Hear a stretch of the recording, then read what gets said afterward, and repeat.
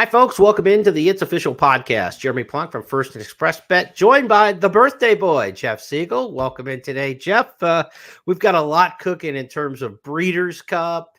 13 days from now, they will pre-enter for the Breeders' Cup. A ton of preps run over the past weekend. We've got a lot to sort out. Yeah, it's a good week to be looking back and then looking ahead. I, as a birthday boy, hope that I have many more to look ahead to. But I'm getting up there, so I'm kind of crossing them off the wall now. You know, I feel good. That's the main thing, and I feel even better after looking at some of the races that we had last week, and looking forward to a glorious and very competitive Breeders' Cup couple up. In fact, I had a nice long conversation with the Breeders' Cup people, and they were telling me how hard my job was going to be because of all the races I'm going to have ready to roll out draw time. Not like I can sit back and look at the PPs. I better get them early, and you're going to help me. So right. We'll look forward to that. But I thought we saw some excellent performances last week and a couple of disappointing ones, and that's going to happen. You hold your breath if you're an owner with the Breeders' Cup horse, and sometimes the last prep is one that maybe you should not have taken. So we'll talk about that as well. But let's look at a good group of 2-year-olds to start things off, because I mean, I think it's going to be a really, really strong race. Yeah, as the older horses take more and more time between starts, it seems like their preps are already mostly in the clubhouse. We had a few for the older horses last weekend, but primarily it was last call for the 2-year-olds. And in a lot of cases, first call for some of these 2-year-olds to be on the big stage. So let's start there with our first of 5 topics this week. We have a new leader in the 2-year-old class, perhaps, after 3 major preps run this past weekend from sea to shining sea. Let's start off with East Avenue in the middle of the country, maybe the most impressive in winning the Breeders' Futurity at Keeneland. There's a quarter mile to go. They're coming to the top of the short stretch, and East Avenue leads it by 5 lengths as they turn for home. Ferocious second a length, and Dapper Moon is third off the final turn. It is East Avenue working into the final furlong of the Claiborne Breeders' Futurity. Maintains a 5-length lead back to Ferocious in second. Dapper Moon is third. East Avenue will prove much the best in the Claiborne Breeders' Futurity. Tyler Gaffalione checks over his shoulder. A widening margin at the wire for East Avenue. 1 minute, 43.17 seconds. He wins it. Ferocious home second, followed by Filoso, who made up a lot of ground to come from far back. The most impressive, perhaps, of the weekend, Jeff. We will look also at the races in New York and California in a minute, but you wanted to lead off with this one. What do you make of East Avenue? He's good. And I know he's 2 for 2 in both races were gate to wire. And sometimes that can fool you a little bit. But this colt doesn't strike me as a need the lead type, Jeremy. He's just going to the front because he's just better than everybody else. And if he had to sit back and sit second or third, which he may have to do in the Breeders' Cup because there may be other horses in the race that are more committed to go to the front, I don't think that's going to bother him. The 90 buyer number was strong, beautifully bred colt by Medaglia d'Oro. Out of a unraced Ghost Hopper mare, but the second down was terrific, and it's a typical top-class Godolphin American family. I just think he's extraordinary, and in looking at the visual performance, numbers-wise, he's the fastest in his class, but visually, he's just dominant as well. What do you think? Do you think he's potentially the favorite come Breeders' Cup Day? He's right up there. He'll be first or second choice. Brendan Walsh trains this one. If it was a Brad Cox Godolphin horse, you'd almost say favoritism for sure, just because the amount of money he takes. Will Brendan Walsh take as much money when you've got Chad Brown and Bob Baffert to consider in the race? That's probably worth maybe a point or point and a half, 2 points on the tote board, honestly, the way the public and the big event public would bet this race. But, you know, my concern with East Avenue coming off of his debut win, we featured it here on the show. He was one of our stars at tomorrow when he debuted at Ellis Park this summer. My concern was he had the 1-6 furlong race on the resume, and to go right into the 2-turn grade 1 stakes race, that hadn't been a winning formula in the Breeders' Futurity. So I thought Ferocious, who had 2 races, the 7 furlong race and the Hopeful, was kind of the better play on Saturday. It turned out Foundation was much overrated in that particular case because, well, natural talent, he was just too good. The track was fast. They were running on the front end for sure on Friday and Saturday at Keeneland with success, but I take nothing away from the effort there. I thought it was outstanding. So East Avenue, certainly one of the major players to talk about in terms of the Breeders' Cup. Juvenile and the Juvenile favorites role. Right now at oddschecker.com, he is the 9-2 second choice in the international bookmakers markets towards the Breeders' Cup Juvenile. The favorite we'll talk about next. His name is Chancer McPatrick. He had already won the Hopeful at Saratoga. He came back then and stretched out to a mile in the Champagne at Aqueduct over the weekend, and pretty much same result. To go, the posted half mile time 45.59, 3/4 in 1 minute 11 and the leader is Tip Top Thomas, but has to deal with Chancer McPatrick, who's rolling down the center of the racetrack. Tip Top Thomas to the inside, Chancer McPatrick with every shot to run this rival down, and now Chancer McPatrick is in front. A 16th left to go, was last, now first, and Chancer McPatrick wins the Champagne impressively and punches his ticket to the Breeders' Cup. Chancer McPatrick wins it over Tip Top Thomas. Finishing third was So he's the 4-1 favorite according to oddschecker.com in the international markets. Good argument can be made for either of the first two that we've looked at so far. Chancer McPatrick, Jeff, do you detect the theme? Chad Brown's got these come from behind colts now on the dirt. You think Zandon a couple years ago, and then last year, with this current 3-year-old crop with Sierra Leone, Chancer McPatrick just kind of looks like the third iteration of that. What do you make of his victory in the Champagne over the weekend and his Breeders' Cup prospects? 92 buyer number in this race compared to the 95 that East Avenue earned, but that's pretty close. And my issue with Chancer McPatrick is not his ability. He's really good colt. He's got a tremendous turn of foot. He loses ground because he rallies wide. My issue is his total lack of tactical or gate speed. It's one thing to go a 1-turn mile at Aqueduct and drop dead last and then make this one huge run on the turn and go past horses that are good but not great. Right. You cannot pull that same stunt at Del Mar 2-turning. It just doesn't work. You can't make up that kind of ground. And if he's going to drop back and spot his field several lengths, which I don't think that's the plan. I just don't think he gets going. He's one of these horses that they're not taking him back and then letting him run. He just drops out of it on his own. And I'm just worried that he's a 1-turn horse, even though he can go a mile. I'm not saying he can't do it. I just would like to have seen it. So that's my issue with Chancer McPatrick, which is why I give the edge to East Avenue. At Del Mar, at the top of the stretch, you're not going to make that same move and win. I guarantee it, especially if you're running against good horses like East Avenue. So right now, if I had to choose one or the other, even though it's pretty hard to buck the connections and Chad Brown and all that, I would give the edge to East Avenue. I would, just because of the tactical speed. And there's another horse who I wouldn't completely dismiss either if you're talking about the conversations of who could possibly win this race. Let's not forget about Jonathan's Way, the Ohio bred. Right. He's really good too. And I think, I'll train him up to the race, but I think he's going to be, he won his race at Churchill on the lead. He's got tactical speed as well. Right. So one thing I'm sure, though, Jeremy, is this is a better than average crop. Now, I thought last year's crop was terrific, too. I don't know if we got quite that level of depth in it, but top 3 or 4 are awfully good.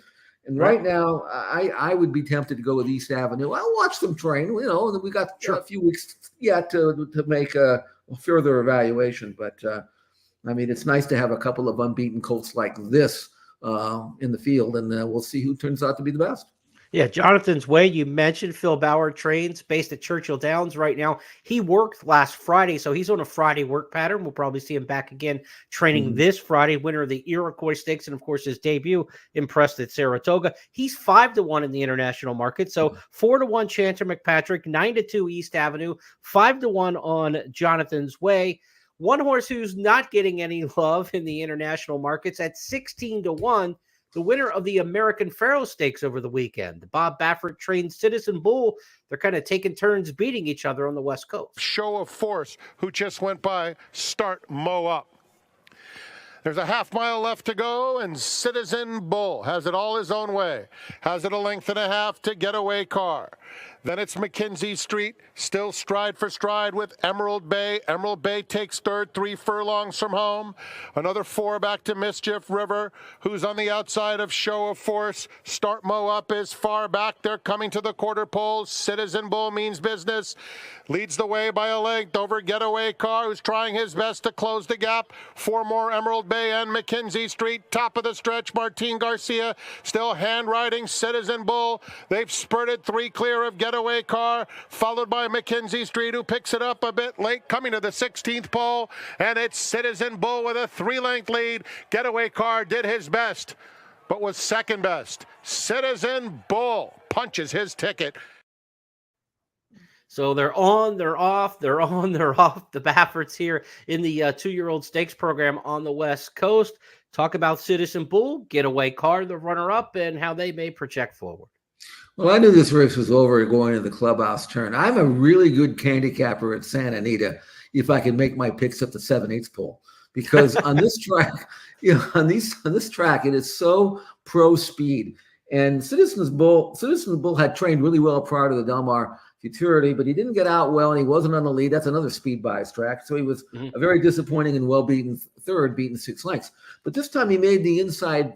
He was from an inside draw, and he made the lead. And Getaway Car was into a stalking position, which I thought would work for him. But then I forgot about the bias.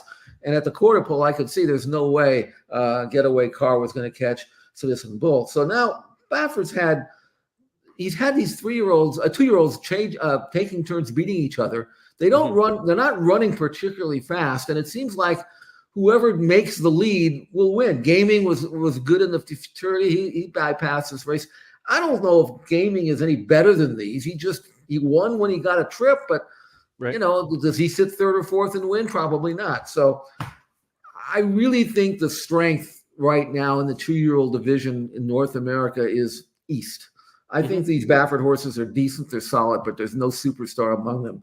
And numbers wise, they're not as fast as the Eastern horses anyway, even with these pristine golden front running lone F or speed biased type of trips they're getting. So right now I'm looking eastward for my Breeders' Cup Juvenile pick.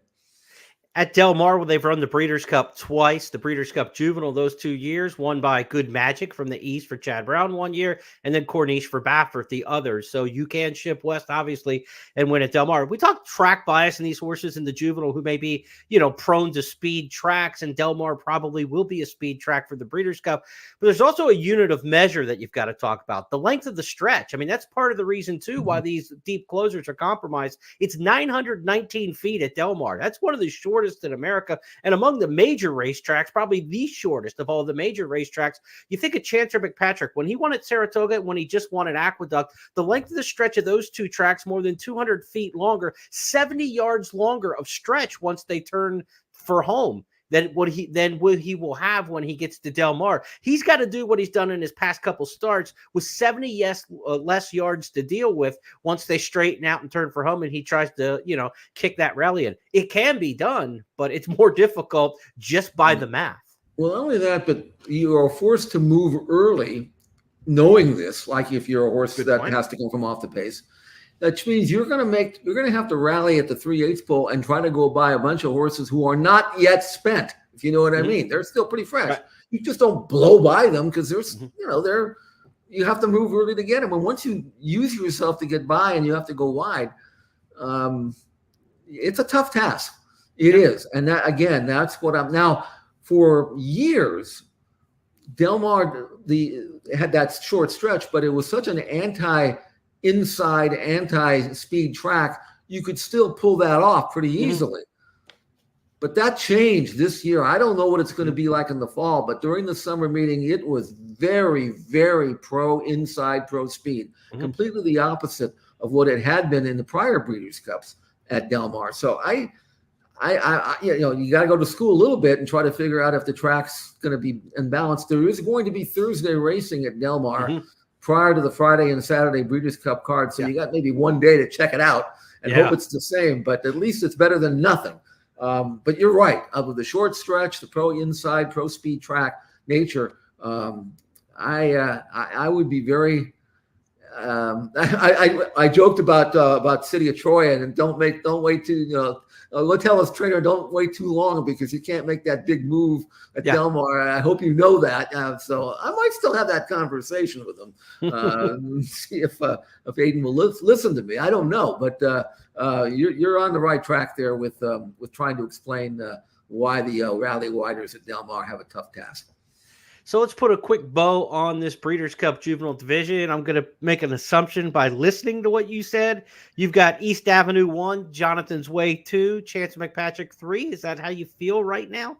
That's about it. I don't know. I may be tempted to change my mind. I want to see how the top two breeze in the interim. I'll see if I see something that will change my mind. But right now, I'm pretty much head over heels on the first two. I think they're quality coats.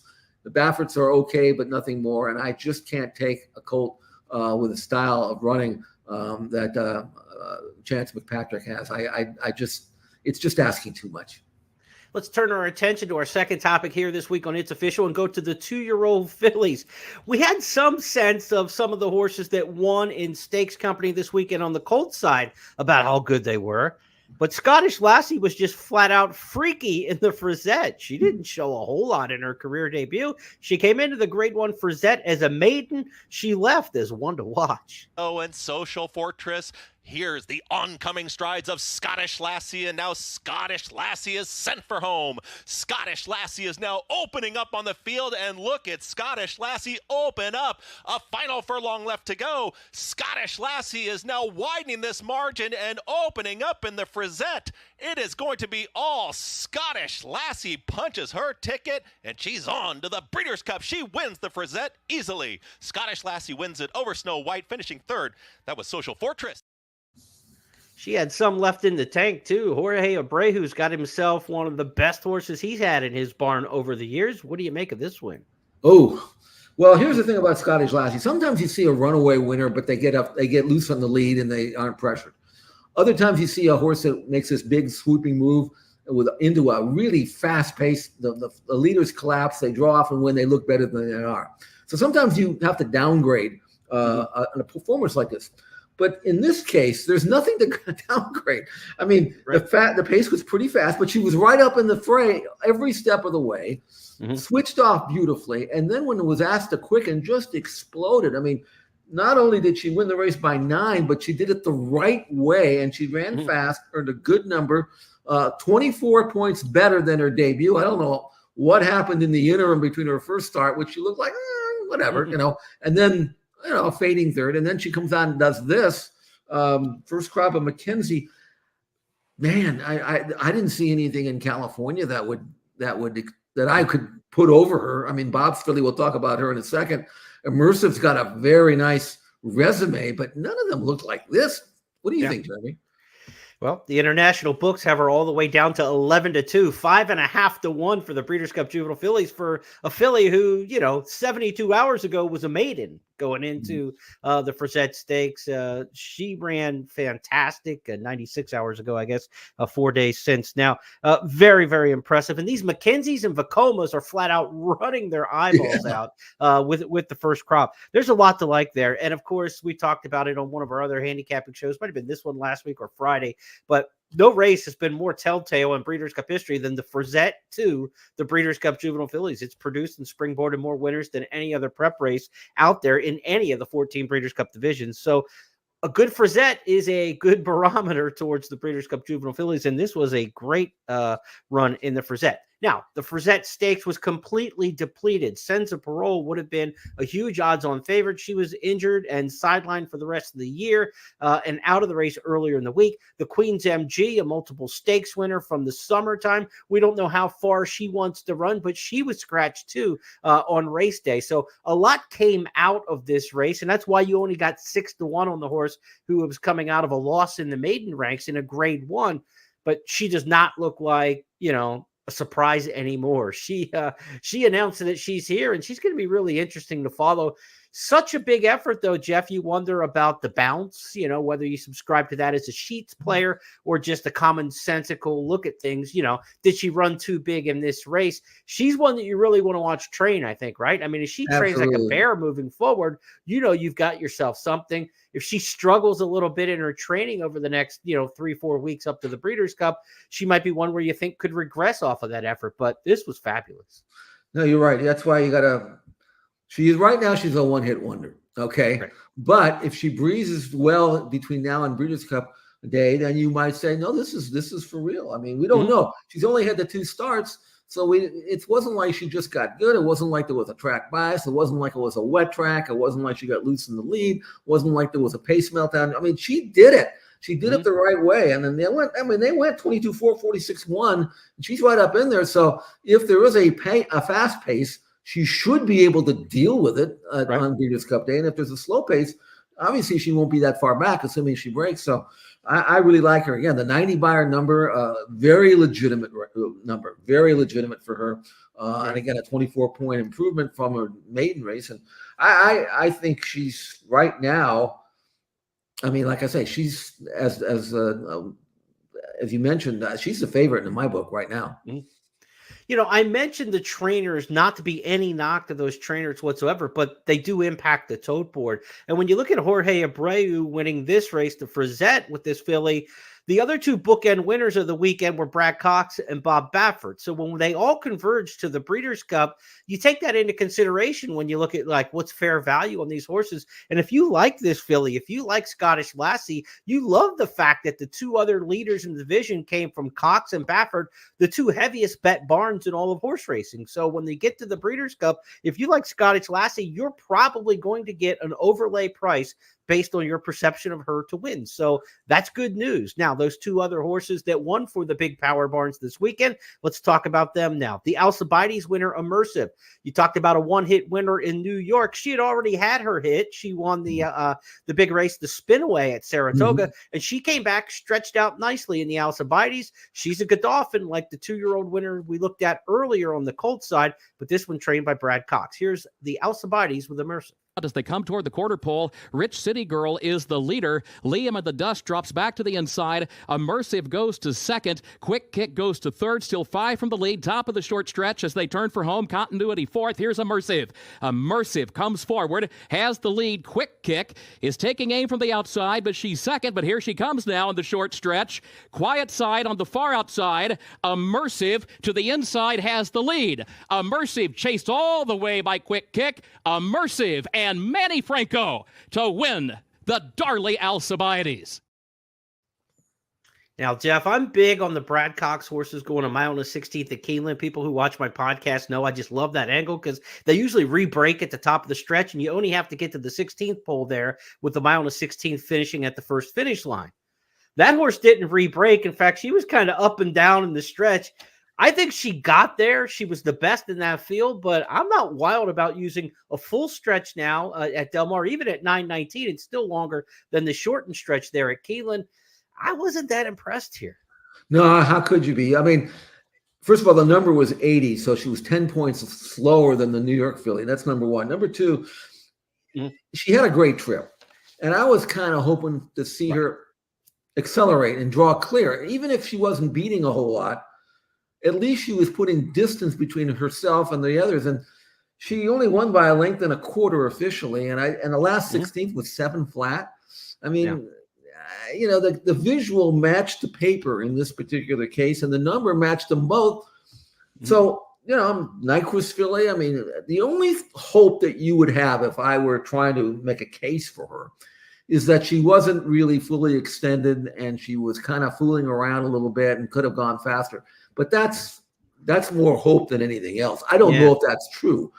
I didn't see it. You know what I'm saying? Right. And when a push comes to shove, if I'm going to look at Immersive and Scottish Lassie at the head of the lane, if they get head and head, I'm going to go with Scottish Lassie. Yeah. That's just the way I saw it. And so as a handicapper, that's all you got to work with, really. Right. This is one of those horses, the fillies, that just feels like that. prototypical no lead, no pass. And you can't win a race if there's no lead, no pass. She's not fast enough to get to the front against the best horses in the division. And I don't think she's going to be passing a whole lot because, like you said, the fractions were slow. The visuals were up and down. She's got to keep going longer now. I don't feel good about her. She looks like one that'll be tracking in third and have no oomph to kick by anybody down the lane. She is the 7-2 favorite right now for the Breeders' Cup Juvenile at oddschecker.com amongst the international bookmakers. She's 7-2. Scottish Lassie is 11-2, 5.5 to 1. Now, here's a price that we could get involved with. We can't bet internationally, obviously, here in the U.S., but NonCompliance, the filly who won out at Santa Anita. We'll take a look at her in a moment. She's 14 to 1 in the international books right now. They might be exposed on that number at this point because she was pretty good in the Oak Leaf. Let's take a look. Half mile to travel in the Oak Leaf, presented by Oak Tree. Nooney left alone on the front end. Extends that lead out to 3 lengths on 10 in second. NonCompliant gets her cue and now takes up the chase, moving into second, 3 furlongs from home. Showers is fourth with 6 to make up. It's another 4 lengths back to In the Air tonight. And Omen Joy, here's NonCompliant looming alongside of Nooney. These two square off at the top of the stretch. Nooney digging in, NonCompliant alongside. They've put 4 on 10 in third. 3/16 of a mile to go. NonCompliant and Nooney are head and head. NonCompliant gets the upper hand past the 8th pole. Nooney trying her best, well clear of 10 in third, past the 16th pole, and it's NonCompliant and Juan Hernandez in control. NonCompliant has won the Oak Leaf. So pretty good, not great, but at 14 to 1, you feel like that would be a horse for Baffert and the Juvenile fillies worth a look at that kind of price. We're not going to see that price pari-mutually when we get to the race. She's going to be among the top 4 wagering choices, you would think. This was just her second career start. She broke her maiden first time out on a 6-runner field, but she did it stylishly from the rail, angled out and one going away. She said that one sprint. She wasn't on the lead. She was chasing a loose on the lead filly, a stablemate of hers in Baffert's barn named Nooney, who's pretty good. I mean, I don't know that she really wants to run this far. Right. 10 mile was a well-beaten third, beaten about 10 lengths. The number wasn't great, but I do think NonCompliant has got that stalk, pounce, and go style that probably will be effective in this race. She's not going to be in front, but she's not going to be far back. She also has the opportunity to be better in her third start than her second. I think she's dangerous, but again, she's got 9 points to make up on in terms of the buyer scale from Scottish Lassie, who has just as much right. They got the same pattern, don't they? I mean, basically. So she has just as much right to improve as NonCompliant does. NonCompliant is going to get plenty of play because it's a Baffert and it's a Del Mar, and she's won there. So, right. I mean, I think those are the two that are considerably removed from immersive in terms of being top 2. I don't know where any of the other major players in this division are going to come from, unless you can clue me in. But right now, it's those two with Scottish Lassie in my book over a NonCompliant, and I'm not going to be too concerned about anybody else. Yeah, and if you had a European 2-year-old filly or a Japanese 2-year-old filly that you were interested in bringing, might not be a bad year for it. It doesn't look like we don't have a Songbird or a horse like that in the 2-year-old filly crop that just looks like they're, making everybody look like second best. So we will see how the 2-year-old filly race, the juvenile filly, shakes out in a couple weeks' time. Maybe the best Southern California 2-year-old filly doesn't even run on dirt, though, Jeff. We're just going to mention her here. Thought Process. She has looked awesome on the turf. She remains, to me, the filly to beat on a Breeders' Cup juvenile fillies turf that has been dominated by the Americans over the years. The Europeans rarely win the juvenile fillies turf. I haven't seen anybody. I know the Mott filly who won the Miss Grillo on Sunday was pretty nice too. But Thought Process, she looked pretty awesome to me in her win in the Surfer Girl over the weekend. She's one to watch. It's funny you bring that up because when we showed her breaking her maiden, we talked about how good she was, Thought Process. And I said that she struck me as the kind of filly that had run up like 50 times already. She was so professional. She was so experienced with just one race under her belt. And it's funny because after she did it again here, her trainer, Phil D'Amato, says, She acts like she'd run 20 times, and really, and she's such a beautiful mover. I put a lot of emphasis on how a racehorse moves, their mechanics. It's like scouting a basketball player. You can go out and watch him warm up, and you don't even have to see him play. That guy can play. You can just tell. And this filly, now I don't know who's coming over from Europe. I'm sure there will be a few that are pretty good. They better be better than the norm to beat this filly, because not only is she's already won at Del Mar on the grass, and then she won this race Gate to War again, not because she wanted to go to the front or needs to, it's because she couldn't help herself. Nobody had come. Where is everybody? So she won by herself, but she could settle and finish second or third and win just as easily. She is extraordinary thought process, and we'll talk about her more extensively as we get closer to the Breeders' Cup. But two impressive 2-year-old fillies over the weekend. On the dirt side, Scottish Lassie, and on the turf side, a thought process. Well, we're wondering where the Europeans may come in various divisions for the Breeders' Cup. The British invasion may be coming in the filly and mare turf after what we saw in France over the weekend. Of course, it was Arc de Triomphe Day on Sunday at Longchamp. The filly and mare race on the same card, the Prix de la Opera, a longtime producer of horses to come over here for the Breeders' Cup filly and mare turf, and we might have ourselves the new favorite for the Breeders' Cup filly and mare turf division. Her name is Friendly Soul, and she shrugged off the competition in the Prix de la Opera.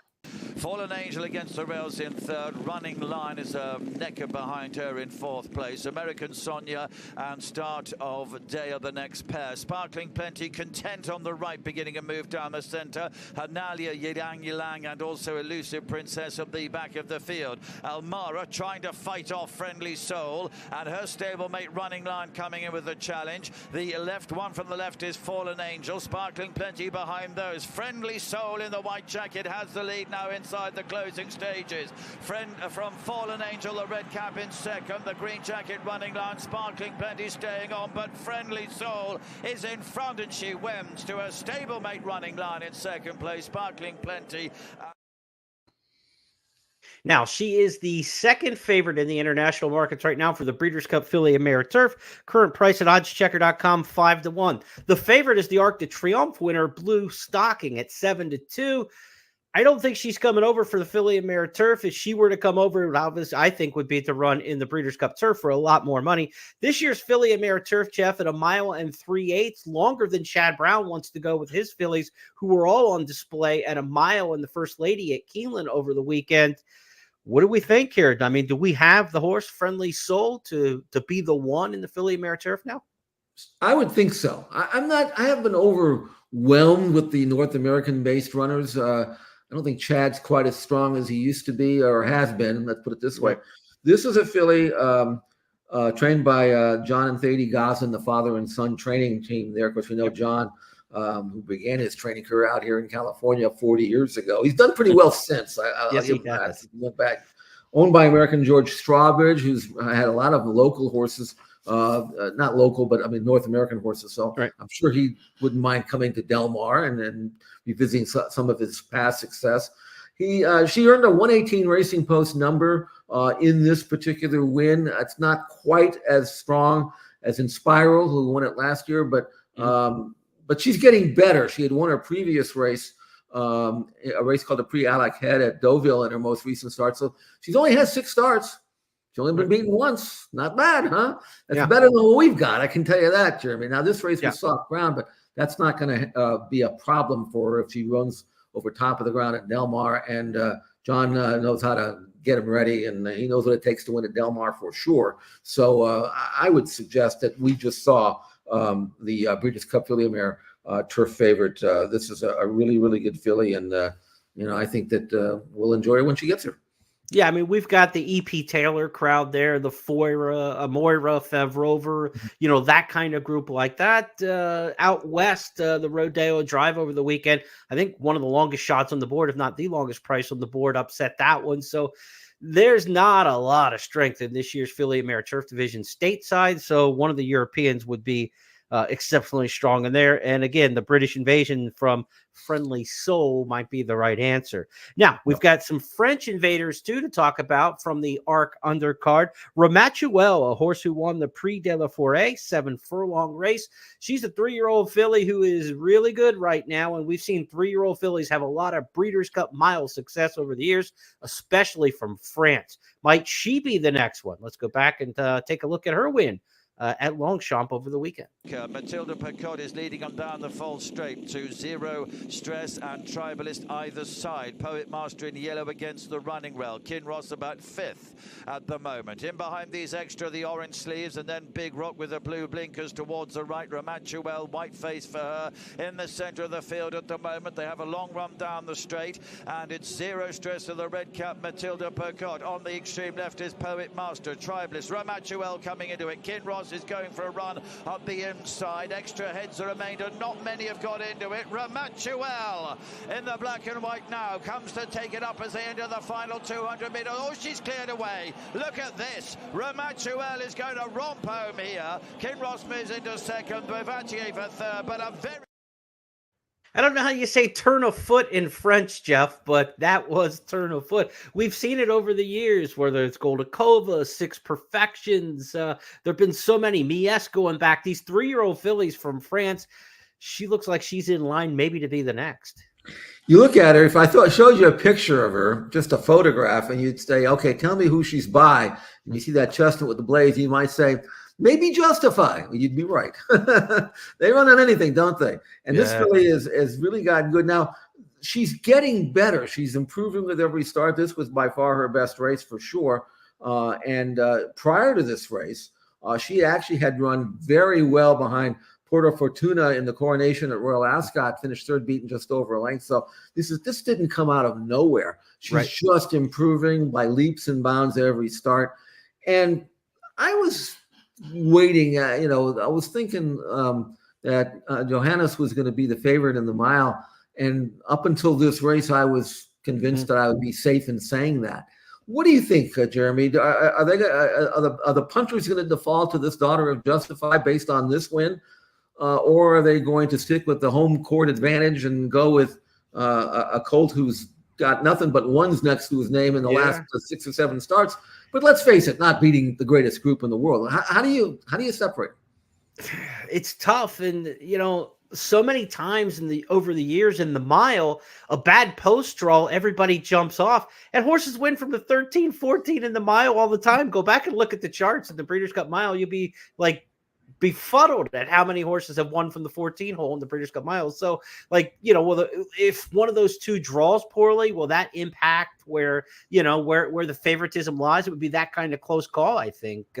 Rider assignments, things like that. See, who they get aboard when they come over here. That can make a little bit of an impact too. But you would think it would come down to those two. Porta Fortuna, her rival, it looks like she's probably filly and mare turf, and not, she comes over. So, but if she comes in the mile, Porta Fortuna could be the favorite in the mile. So let's see. We got 13 days until the pre-entries are made. 15 days until the pre-entries are announced, coming up on the 23rd, and we'll all know who's in on the 23rd.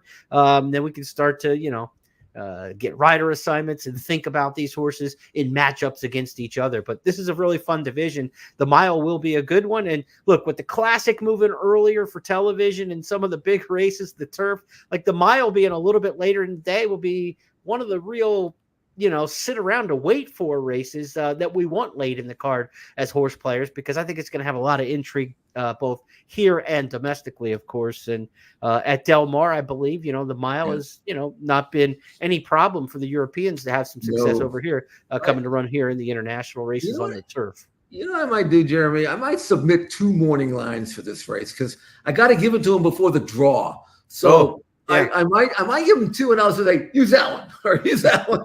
Right. If then this, if then that. Right. Yeah, exactly. Because I think it's going to be tough because you're right. The draw is important, and it's going to impact the line because a lot of people are going to stick with the home guy and Johannes, but you look at that, and if these two hook up in the top of the stretch, how do you outkick that? Right. I don't care who you are. So. Well, I'm going to put us on the spot because I hadn't even thought about this until like right now in the moment, but we should do a full show Breeders' Cup week simply on the prices, on what the projections are, what the fair odds might be, you know, ones we think overlays, underlays, because you're going to have such an intimate impact on what the morning line is, obviously, as the official morning line maker for Del Mar in this year's Breeders' Cup, that it'll be really fascinating to talk about and look at the different fields. So I'll put us on the spot, and we'll reserve an hour and a half or so to sit down and talk about that. It'll to take go us over that some of long the to get races. them all in, I can tell you that. But you're right. I mean, it's once we handicap the races, okay, we know who we like, we know, but then, okay, great. Now, who do you gamble on? That's right. the thing.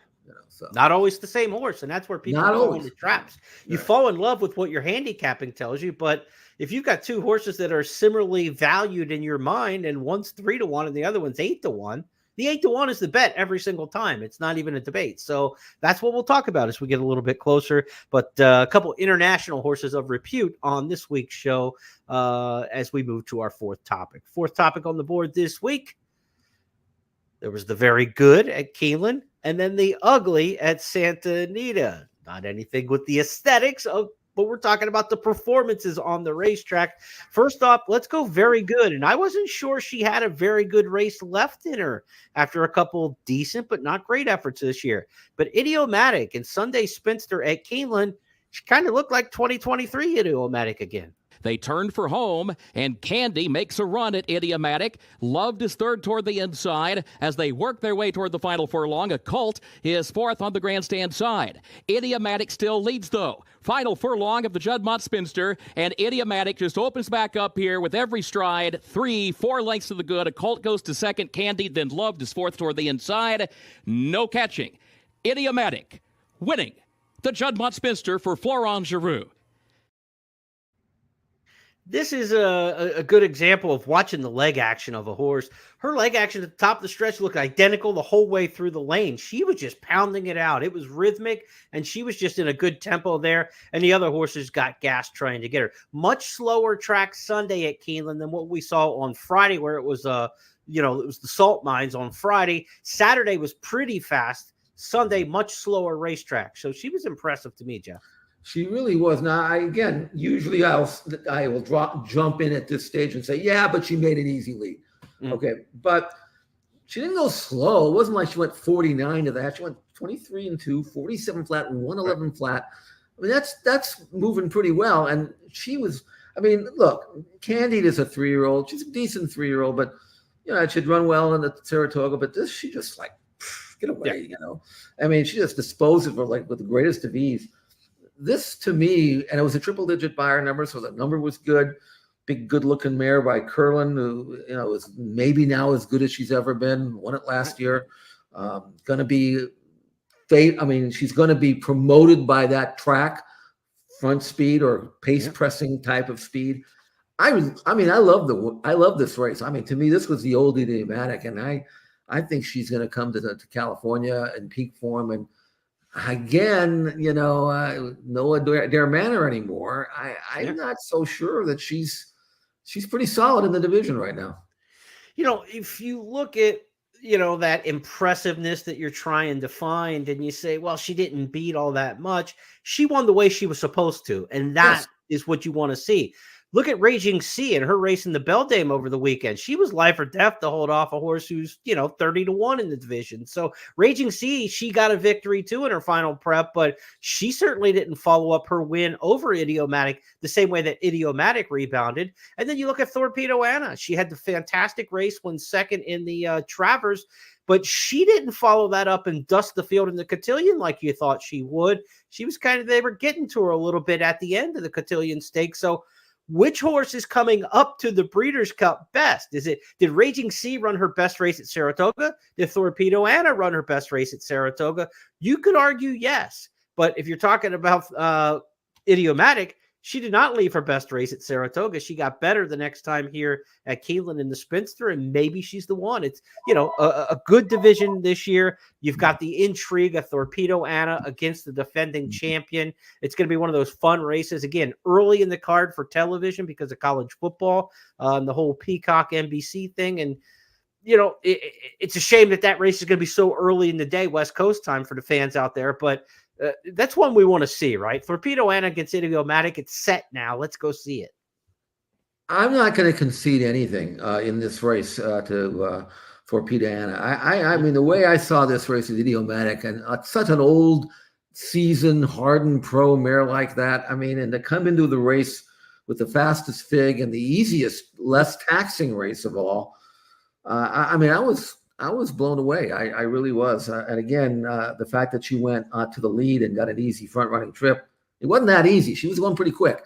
Mm-hmm. And I think she's peaking at the right time. Anyway, I thought we had lost this race, when Adair Manor got hurt, but we got a race again, and this is going to be fun, so. Well, we talked about the good and now the ugly in the filly divisions. The filly and mare sprint. She'd been so good all year. Sweet Azteca. Now she put a prep in over the weekend in the Chillingworth Stakes, $100,000 grade 3, in a race where Jeff and I on our handicapping show, we kind of we said it out loud. What the heck are you doing in this race? It didn't seem to make sense. As good as she had been all year, she could have just went off of her Rancho Bernardo win at Del Mar and trained up to the Breeders' Cup filly and mare sprint. Sometimes you squeeze the lemon and sometimes there's no juice that comes out. And that's what happened over the weekend. She got beat by one Magic filly in the Chillingworth, and it was a really, really ugly performance. Prompted by one Magic filly, who's 3/4 of a length back in second. It's another 3 to Kirsten Bosch, 2 clear of Irish Wahine. They're coming toward the half-mile pole. And Sweet Azteca, the way she likes it on the front end, getting some mild pressure from one Magic filly, 4 back to Kirsten Bosch, kept well off the rail in third. Set down now, trying to close the gap in Irish Wahine. 3 furlongs remain. Sweet Azteca and one Magic filly. One Magic filly has put her head in front. Now it's a neck in front. Sweet Azteca will need to counter. Suddenly, one Magic filly is a half length to the good with 1/4 mile to go. One Magic filly means business. Turns for home, and Sweet Azteca has no reply for her. Irish Wahine is in fact trying to get into second at the 8th pole. One Magic filly, 3-length lead. Irish Wahine takes up the chase. It's one Magic filly. She stepped up her game in tremendous fashion, winning the Chillingworth.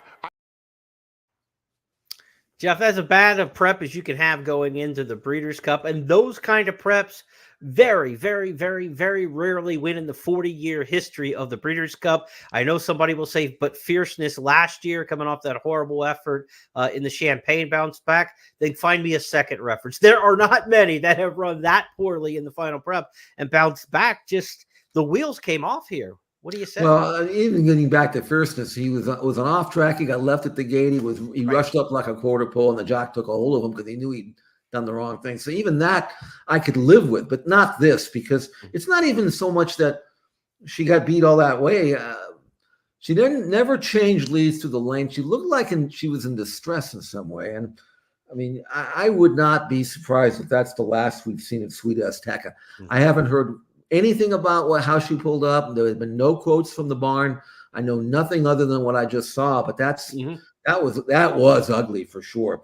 Now the winner's pretty good, but the low 90 buyer is not going to match up that well with the filly from the East, Ways and Means. So I think that we lost maybe the potential favorite there, and I still don't know why they ran her. I mean, I love Michael McCarthy. I think he's a great trainer. I just don't know what they were thinking.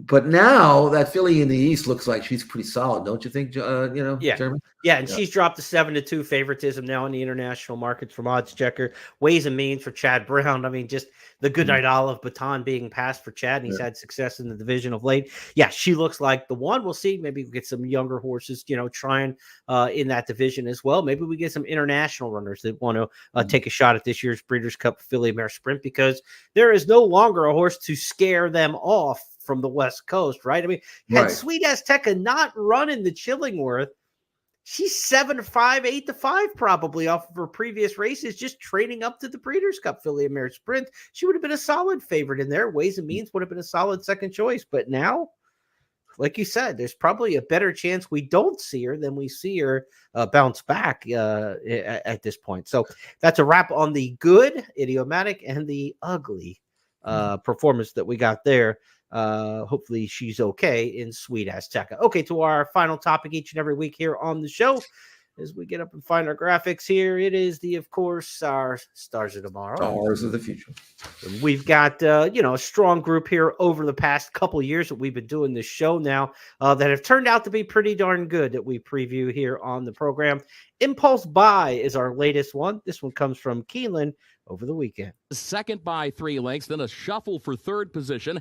B Bluff is in a tussle there as they move by the 8th pole, well behind Impulse Buy, though. Impulse Buy is just widening with every stride here. 7, 8 lengths to the good, 16th to go. Back to Quantum Burst in second, B Bluff third. Impulse Buy, Tyler Gaffalione, much the best. Quantum Burst was across the line in second, B Bluff third. Photo.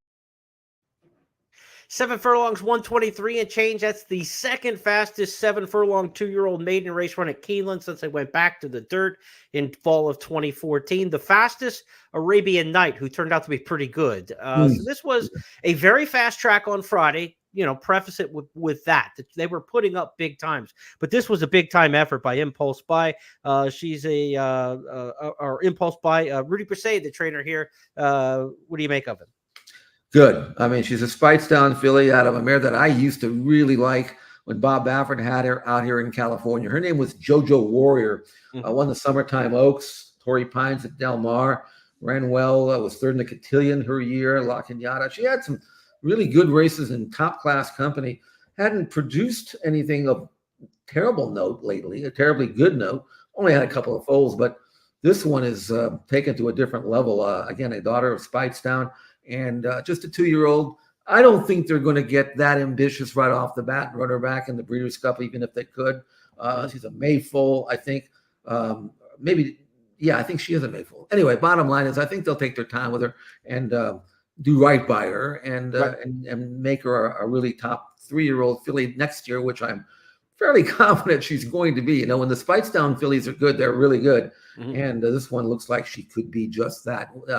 I just she had a run at Ellis Park, nice tightener, didn't knock her about in second that day, got a little tighter than maybe they had her, and then she was ready off that one outing to step forward big time. And when they make that kind of move in the second start of her career, as the Frizette winner did, sometimes they keep going. You know what I'm saying? Right. So looking forward to Impulse Buy and see what she can do down the road. Even if they want to run her one more time this year and not go to the Breeders' Cup, you still have the Goldenrod there on Thanksgiving weekend at Churchill if they want to take the big step up in the stakes ranks before going to the 3-year-old season. Let's review our topics this week on It's Official. New leader in the 2-year-old class. We think it's East Avenue, winner of the Breeders' Futurity at Keeneland. In the clubhouse, Jonathan's Way, a horse from the Iroquois Stakes, who might be second best in the 2-year-old class right now. Freaky performance in the Frizette. We featured that one by Scottish Lassie.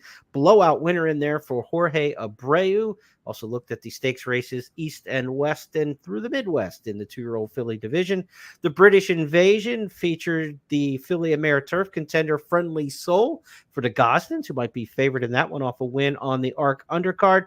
Also on the ARC undercard, a serious Breeders' Cup mile contender, Ramatuel, emerged from France in that one. We'll see that one for the mile, hopefully, over here. The good and the ugly this weekend. The good was Idiomatic back on the beam, winning the Spinster Stakes at Keeneland for the second year in a row. The ugly was the poor performance by expected Breeders' Cup filly mare sprint favorite Sweet Azteca, getting beat in the Chillingworth Stakes. And our star of the future, you just saw Impulse Buy for trainer Rudy Persay, winning at Keeneland over the weekend. Those 5 topics are now official because Jeff Siegel and I said so. That's how we play the game, and we'll re-rack it and give you 5 more topics next week, I'm sure, with a strong Breeders' Cup flavor. We got Maryland Million coming up this weekend. Tomorrow at Keeneland on Wednesday, a $265,000 pick 5 carryover. And I've handicapped that card, and let me tell you, there's not a single in the 5 race. There might not be a race where you want to be less than 3 deep. It is a very, very difficult pick 5 tomorrow at Keeneland. And also tonight for the harness fans, I want to throw this out there. There's a 14-year-old running named Southwind Amazon. Southwind Amazon is going for the all-time North American harness wins record tonight, looking for the 137th victory of his career. He's run 389 times. Tonight he'll be 390. If he wins, he'll tie Nick Fitz' all-time North American harness record for victories. Watch and wager on race 13 from Northfield Park tonight. Post time just after 10:25. He's 2-1 in the morning line. Let's root for Southwind Amazon. And in harness racing, Jeff, you have to retire at age 15. So he's only got a couple months left, but he's got to get one win to tie and one to take the all-time lead. You have to. You can't run anymore because you're off form. No, that couldn't be it. You know? Yes. A pacer or a trotter? Just out of curiosity, you know? I should know this, but I don't. It's okay. That's all right. I'm showing my harness ignorance at this point, but Southwood Amazon, somebody in the comments section, tell us whether we're talking about a trotter or a pacer tonight. So Southwood Amazon, good luck again. Race 13 tonight at Northfield Park. It's also a special day because, as we mentioned at the top of the show, it's my sidekick's birthday. So I want to do a little something special for him. Jeff, we have a special birthday message for you, so sit back and enjoy. Happy birthday to you. Happy birthday to you. Happy birthday, Mr. President.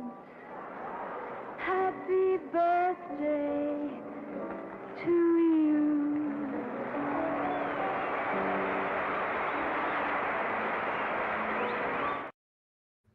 It's the best I could do with a limited budget. No, you did fine, you know. And now that we're done with this show, or just about, you know where I'm headed to celebrate my birthday? The dentist. I know how to celebrate a birthday. You got to admit that. On that note, we'll hold our jaw and wish you the best as we. I still have my teeth, which is, you know, no sure thing, you know, at my age. Absolutely. We will be back on Friday. Jeff will be from the dentist chair. He'll be the same age he is now, which is a spry 29 and holding. On Friday, we will handicap weekend stakes races, including the Maryland Million. We got the Queen Elizabeth II Challenge Cup at Keeneland and a whole host of stakes around the country. So have a great birthday, Mr. Siegel, and have a great day, everybody else. We'll see you on Friday.